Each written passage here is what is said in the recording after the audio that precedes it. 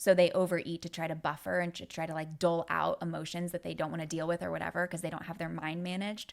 And then they go over exercise to try to burn that off or whatever it might be, when it's like, it all really does start in your brain first. When both of us like text her at the same time, and she's like, I do lift weights, but the weights she's lifting are like 2-pound, like step up. That's the thing.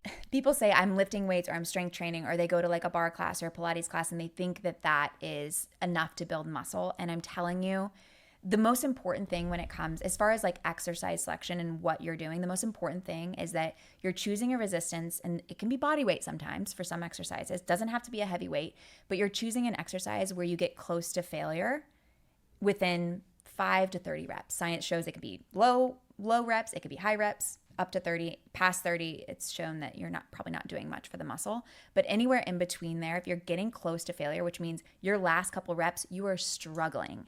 But a lot of times when you have these like 2-pound weights and you're just like circling your arms around for like 60 repetitions, you're like, ooh, that burns. But like you're not getting close to that failure point. So that's not really going to be very effective for building muscle. You talked about earlier progressive overload, if you're doing that week over week, like you're not getting progressive overload. If you have a really shitty day, like the worst day ever, like having anxiety, you feel depressed, whatever, go lift weights for 30 minutes. Yes. And see your mood change. I will be like so annoyed at him in the morning.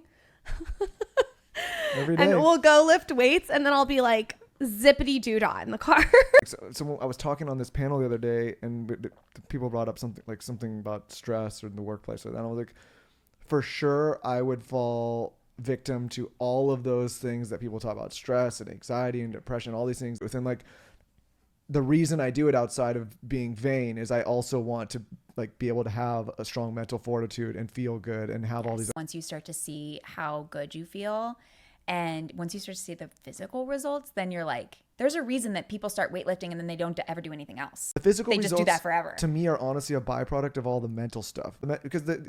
Because I don't think there's a lot of things you can do to offset a lot of the stress that hits us every day besides like move your body.